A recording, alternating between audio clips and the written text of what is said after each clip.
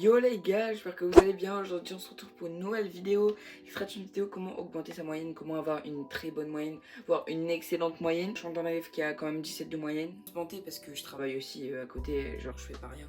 Je suis pas le mec qui dit qu'ils font des bonnes notes en révisant, en relisant juste une fois sa leçon. Je vous ai préparé des petites questions, voilà. Et je vais vous les expliquer, vous les faire mémoriser dans la tête pour que vous ayez des très bonnes notes à vos prochains contrôles et une très bonne moyenne. Je sais pas si comme ça vous aimez ou pas ma chambre, enfin si vous aimez l'angle, parce que sinon je me rapproche, mais j'aime plus comme ça, voilà. Donc de toute façon, vous me dites dans les commentaires, normalement les commentaires sont activés, je vais les réactiver par YouTube, parce qu'ils me les désactivent à chaque fois, c'est grave chiant. Bref, on va commencer la vidéo, let's go, c'est parti. La première astuce, c'est de connaître les titres de toutes ces leçons. À chaque leçon, on a un titre et il faut au moins le connaître pour savoir un peu la leçon. Même les sous-titres, je vous conseille de pas les apprendre par cœur, mais de les savoir. Genre au moins de les savoir, un peu ce que ça représente et tout ce que ça veut dire. Les titres, je trouve c'est grave important. Donc sachez les titres, pouvoir les replacer. Des fois, ils demandent de mettre des titres. Souvent, quand c'est en SVT, renommer le schéma ou des trucs comme ça. Donc apprenez le titre de vos leçons. Genre au moins le titre, le grand titre. Je vous garde les meilleures astuces pour la fin. Pas du tout du watch time, mais voilà. Je vous garde les meilleures astuces pour la fin, donc allez jusqu'à la fin de ma vidéo. Astuce numéro 2. Il faut se dire qu'il faut relire son cours au moins 3 fois avant le contrôle ou dans la semaine. En fait, c'est comme vous voulez. Mais relire son cours au moins 3 fois, ça permet de bien mémoriser le cours.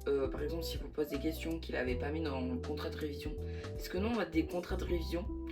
Je sais pas si vous avez ça, mais en tout cas, nous, on a ça, en tout cas, dans ma classe. Même si vous n'avez pas de contrat de révision, justement, révisez toute la leçon, relisez au moins 3 fois votre cours avant le contrôle pour être sûr de bien connaître. Même s'il demande des trucs qu'il n'avait pas forcément dit, etc., vous connaîtrez des détails, genre ça va jusqu'au détail, surtout pour les DS d'histoire.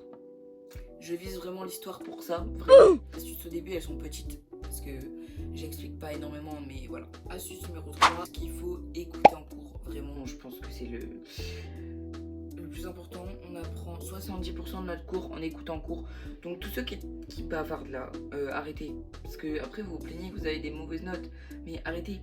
Vraiment. Donc même si des fois ça peut être dur, je vous dis, moi des fois je parle, hein. Je suis pas non plus celui qui reste comme ça pendant tout le cours. Des fois je parle, mais au moins écoutez le principal du cours. Je sais pas si ça se dit. Je sais pas comment on dit, mais c'est pas grave. Astuce numéro 4, la Pomodoro. Donc si vous savez pas ce que c'est, je vais vous le dire tout de suite. Ah, tout le temps les pubs là. Donc le Pomodoro, je vais vous le montrer comme ça. Il y en a partout, il y en a sur les sites internet, etc. Moi je prends YouTube comme exemple, parce que vous êtes sur YouTube, vous avez tous accès à YouTube, donc voilà. Quand vous faites des DM, des fiches de révision, etc., quand vous faites vos trucs, en fait, vous mettez ça, parce que ça sert à rien de travailler 2 heures d'affilée, même si moi je le fais. Au bout d'un moment, je bâcle mon travail, mais bon, ça c'est mon problème. Mais voilà, donc c'est des petits chronomètres, et en gros, tu fais comme ça. Et c'est 25 minutes. Après les 25 minutes, tu as 5 minutes de pause. Donc ça c'est grave bien, tu as 5 minutes de pause. Après encore 25 minutes de travail et encore 5 minutes de pause. Et ça fait 2h25 comme ça. Comme ça vous faites des petites pauses au fur et à mesure et c'est grave pratique en fait. Vraiment je l'ai déjà essayé et je trouve que ça marche plutôt bien, même si moi j'essaie de faire mes devoirs le plus vite possible, mais je bâcle mon travail à la fin, donc ça sert un peu à rien. Mais je pense que cette technique est très utile. Mais je trouve par contre que la qualité elle est grave bien. Je dis ça, je dis rien. Donc après je pense que c'est une astuce qui est super importante, c'est de se faire des plannings de révision pour la semaine.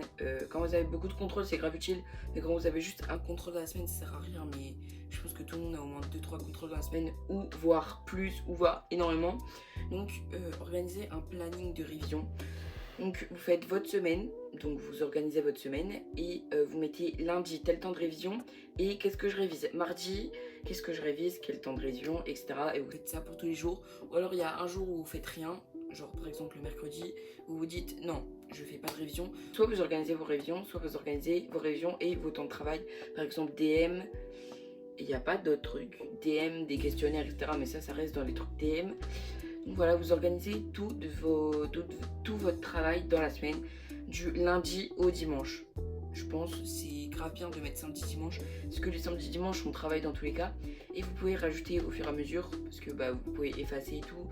Moi j'aimerais bien avoir un tableau genre vous savez Velleda là mais j'en ai pas. Sinon vous faites sur des feuilles blanches en mode bullet journal aussi, mais après je pense que c'est mieux de faire une feuille blanche ou quoi et de l'afficher genre sur son mur pour être bien sûr que tel jour on n'oublie pas.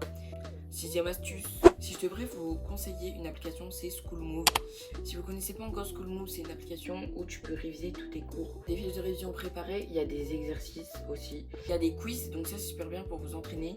Donc vous tapez, donc vous allez sur Schoolmove, mettez votre niveau, allez sur une matière et vous sélectionnez soit quiz, soit fiche de révision, soit des leçons. Je crois qu'il y a des leçons, je suis pas sûre. Et comme ça, vous avez soit une fiche de révision, soit un quiz. Et comme ça, vous pouvez vous entraîner sur internet. Ça vous fait des entraînements genre grave bien. Ce n'est pas un partenariat ou quoi, mais je voulais vous partager cette appli parce qu'elle est vraiment trop bien. 7e astuce. Après, pour les maths, parce que je sais que t'as bloc pour les maths. Personnellement, je trouve ça facile. Après, je suis pas non plus au lycée, donc c'est pas de plus en plus dur. Enfin, c'est pas dur. Mais je trouve que c'est quand même un peu plus dur qu'avant. Le secret, c'est vraiment de faire des exercices. Faut manger des exercices, faut vraiment manger des exercices jusqu'à ce qu'on comprenne. Parce que t'apprends ta leçon, tu peux presque rien apprendre. Genre, c'est que de l'exercice qu'il faut en maths. 9e astuce, c'est les vidéos YouTube. Surtout pour les maths, des fois quand on comprend pas, quand on mange que des exercices, il y a plein de vidéos YouTube. Je vous afficherai des chaînes à l'écran, là. Des très bonnes pour les maths, des très bonnes pour toutes les matières. Et il y a des très bons youtubeurs entre guillemets qui expliquent vraiment les maths. Donc des professeurs, je pense. Des professeurs qui expliquent genre trop bien les maths et moi des fois quand j'ai des trucs que je comprends pas et tout sur YouTube et après je sais faire et je comprends directement. 6e astuce, donc vous doutez bien que j'allais pas parler, c'est français ça, c'est pas fiche de révision, donc là j'en ai pris une comme exemple parce qu'elle me semblait vraiment genre grave bien. Donc on a travaillé sur la religion au Moyen-Âge et l'église. Voilà, donc comment gagner le paradis, les rôles de l'église et tout. Donc vous mettez tout ce que vous semblez, tous les résumés en rouge, etc. Vous les mettez sur votre fiche. Donc voilà comment j'ai organisé la mienne. Je trouve qu'elle est plutôt pas mal. Oui, les traits surligneurs ils sont pas parfaits, mais c'est pas grave. Donc j'ai mis un peu les trucs qu'il fallait savoir obligatoirement pour citer dans mon éval. J'abrève les trucs, par exemple, il nous avait mis dans notre truc de révision savoir comment il gagne le paradis. J'ai mis juste gagner le paradis, j'ai mis des tirets et j'ai mis charité, don et pèlerinage. Voilà, c'est pas la peine de recopier la question dans le fiche de révision. Donc vous mettez les résumés en rouge, mettez le titre déjà, vous mettez histoire et le chapitre en dessous. Moi j'ai pas mis le chapitre, mais j'ai juste mis histoire, mais mettez le chapitre quand même. Que définition, donc clergé régulier, clergé singulier, rôle, donc sauver des âmes, rôle d'assistance, rôle culturel et rôle moralisateur. Si jamais vous avez une éval sur ça, screenez vraiment genre. Et ensuite, j'avais pas le temps de copier toutes les définitions, donc ma pote m'a envoyé et j'ai imprimé. Voilà. C'est parce que vraiment j'avais pas le temps, etc. Mais sinon prenez le temps d'écrire. Ou si vous avez des bons potes et que vous êtes en retard sur vos fiches de révision, demandez, puisque moi tous mes potes font des fiches de révision, donc c'est grave facile. Mais voilà, je leur ai demandé qu'une fois les définitions encore, je crois. Donc voilà.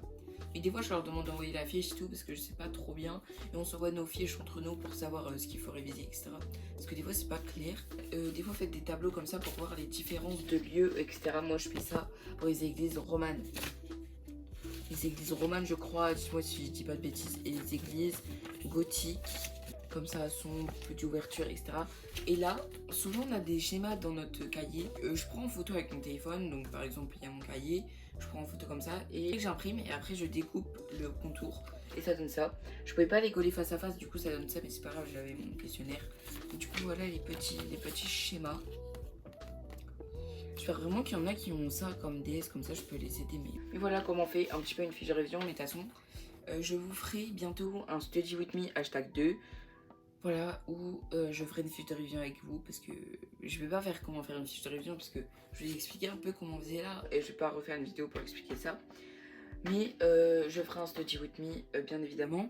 Donc voilà, cette petite vidéo est terminée, j'espère qu'elle vous aura plu. Si c'est le cas, n'hésitez pas à liker, commenter, partager, de vous abonner.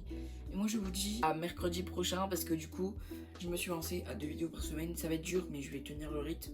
Surtout que là j'ai pas énormément d'éval, donc je vais pouvoir faire le montage, etc.